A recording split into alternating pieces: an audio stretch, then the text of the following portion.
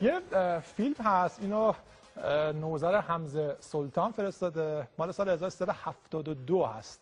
ببینید بعد من توضیحات خدمتتون عرض می‌کنم.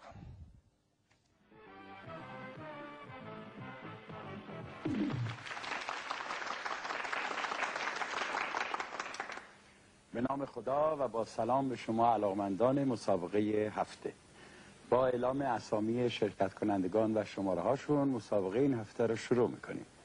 آقایان: شماره 1 مهدی زنجانی، شماره 2 حمیدرضا چرمچی، شماره 3 عادل فردوسی پور، شماره 4 نوذر حمزه سلطان.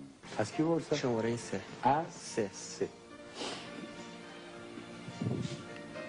کدام رئیس جمهور آمریکا دستور بمباران اتمی هیروشیما و ناکازاکی رو صادر کرد؟ ترومن. هری ترومن. بله.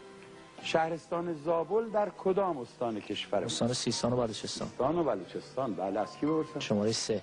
از 3. ستاره سابق فوتبال برزیل که با تیم این کشور 3 بار به مقام قهرمانی جهان رسید. وی در طول دوران بازیگری خود در 1324 دیدار مجموعاً 1282 گل به ثمر رساند. ادسون آرانتس دو ناسیمنتو یا پله؟ چی آقا؟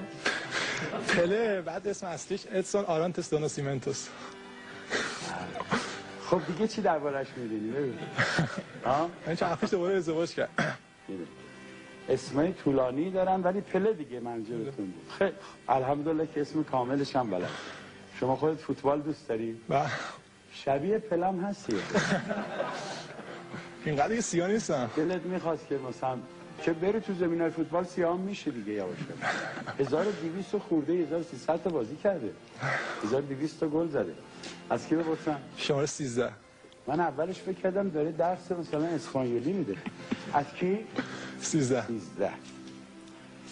خب یه دار دیگه بگو اسم رو.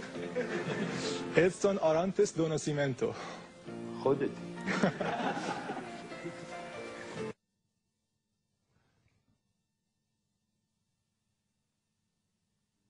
بله، این مال 19 سال قبل بود. آره دیگه، مال 1370. 18 سال قبل. موقع من 19 سالم بود. من موقع اصلا در واقع من سال 75 اینا 74 75 اومدم تلویزیون، اصلا کلا تمام مسابقات تلویزیونم میرفتم. این یکی از آقای نوذر حمزه سلطان، بنده خودم من سوزوندمش تو مسابقه، خودم عود شدم. البته بگم که خودم آخرین نفرات عود شدم.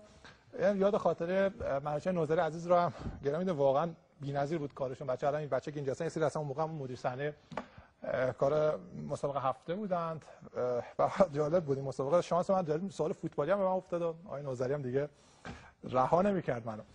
و حالا یاد خاطر منوچهر نوذری عزیزم، فکر کنم 1-2 ماه دیگه سالگردشون باشه.